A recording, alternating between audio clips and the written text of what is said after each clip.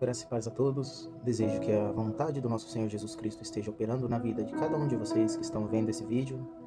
Vem neste momento aqui dar início a um projeto que o Senhor tem colocado no meu coração há um longo período de tempo, que é estar aqui falando sobre o seu Evangelho, sobre as suas boas novas, fazendo com que nós possamos entender, por intermédio do Espírito Santo de Deus, a sua vontade e o seu desejo para a vida de cada um de nós. Amém? A palavra que o Senhor colocou hoje no meu coração para estar iniciando esse projeto está no Evangelho de Lucas, no capítulo 18, que é a parábola do fariseu e do publicano.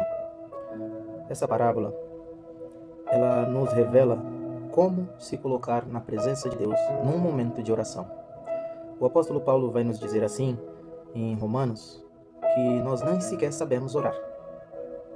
Mas é pelo fato de nós não sabermos o que pedir? Sabemos o que pedir. É não saber o fato do que devemos falar a Deus? Sabemos o que falar. Mas e se posicionar perante a Deus no momento de entregar a oração? Será que sabemos? Essa parábola que Jesus conta, que é a parábola do fariseu e do publicano, nos ensina como devemos colocar o nosso coração diante de Deus no momento de oração. Amém? O Evangelho de Lucas, para entender melhor também essa parábola, temos que entender o propósito do Evangelho de Lucas. O Evangelho de Lucas foi escrito de uma forma investigativa, porque após a crucificação de Cristo, começaram a surgir muitos relatos e rumores falsos sobre o que tinha realmente acontecido no nascimento, na trajetória e na crucificação de Jesus. Então Lucas foi financiado e incentivado também por Teófilo, um oficial do alto escalão romano, a investigar os fatos da vida e da obra de Jesus, para trazer de uma vez por todas e acabar com todos os rumores daquela época e das de hoje também, sobre os acontecimentos, se realmente eram verdadeiros, se realmente era mentira, o que era verdade e o que era mentira. Esse foi o grande objetivo da investigação de Lucas para concretizar as escrituras do seu Evangelho. E qual foi o resultado que Lucas teve dessa investigação? Ele conseguiu provar que o Evangelho, conseguiu provar que a história de Jesus, o Evangelho, a obra, e que a história da vida de Jesus é totalmente verídica, não tendo falhas, não tendo mentiras e nem controvérsias, pois ele escreveu todos os relatos históricos que foram testemunhados por pessoas que foram vivenciados por aqueles que caminhavam com Cristo enquanto ele, aqui na terra como homem, habitava. Amém? A parábola começa da seguinte maneira: para algumas pessoas que confiavam em sua própria justiça e menosprezavam os outros, Jesus contou ainda esta parábola. 2 homens subiram ao templo para orar. Um era fariseu, religioso e conhecedor da lei, e o outro um publicano, cobrador de impostos. O fariseu, em pé, orava assim no seu íntimo: Deus, eu te agradeço porque não sou como os outros homens, roubador, corrupto ou adúltero, nem mesmo como este cobrador de impostos. Eu jejuo 2 vezes por semana e dou o dízimo de tudo quanto ganho. Entretanto, o publicano ficou à distância. Ele sequer ousava olhar para o céu, mas batendo no peito, confessava: Ó Deus, seja benevolente para comigo, pois eu sou um pecador. Eu vos asseguro que este homem, e não o outro, foi para sua casa justificado diante de Deus. Portanto, aquele que se exalta a si mesmo será humilhado, porém, o que se humilha será exaltado. Palavra de Deus para a nossa vida hoje. O que o Espírito Santo quer que nós entendamos nessa palavra? Que nós podemos até mesmo fazer tudo que está escrito da forma correta. Seguirmos todas as tradições, todas as doutrinas, dar o nosso dízimo, jejuar, não roubar, não ser adúltero e muito menos corrupto.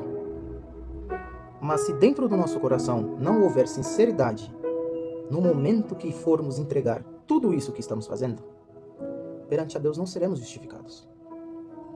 Porque estaremos fazendo para nós mesmos.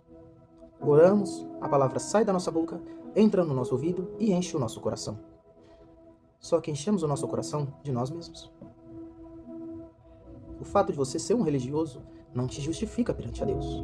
O fato de você pagar o seu dízimo não te justifica perante a Deus. O fato de você não roubar, não matar, não ser adúltero, não te justifica perante a Deus. O que te justifica perante a Deus é ter um coração sincero no momento que for entregar a sua vida e as suas atitudes para Deus. São esse tipo de comportamento, pois tão importante quanto a obra é também o seu coração. Pois assim como o salmista diz, Davi, temos que ter um coração puro.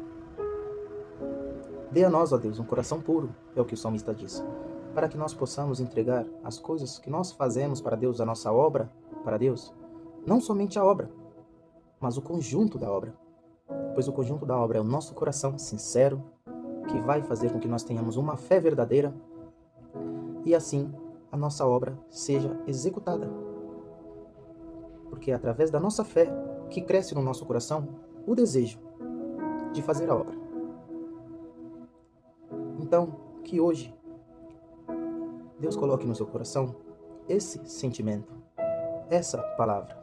Você pode até mesmo não saber o que dizer a Deus. Você pode até pensar, eu não sei orar, mas o Espírito Santo sabe.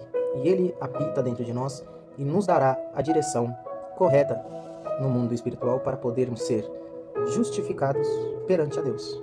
Pois é somente Ele quem nos justifica. Não é a nossa obra, não é a nossa religião, não é nem mesmo a nossa atitude.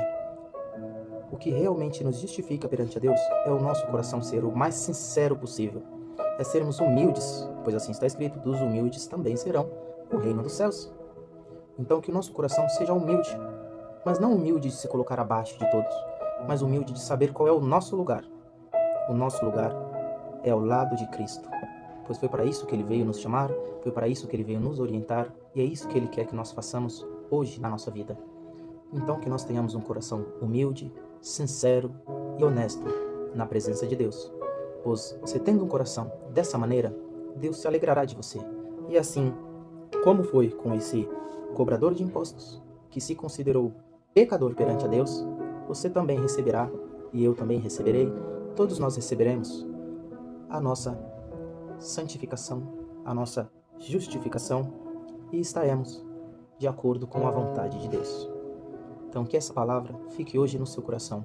Não se preocupe se você não sabe orar, se você não sabe falar, se você não sabe jejuar, se você entende a palavra de uma forma, ou se o seu coração está confuso. Não se preocupe com nada disso. Coloque-se de joelhos na presença de Deus e seja sincero, pois Ele se alegrará com a sua sinceridade e atenderá os desejos do seu coração, conforme é a vontade dEle. Pois se nós, que somos homens, nossos filhos pedindo um pão, nós damos pão, quem dirá Ele, que é infinitamente misericordioso, amoroso e bondoso, pois é o Pai amado que nos criou, também assim nos dará. Amém? Que Deus esteja com todos vocês, agora e para todo sempre. Amém.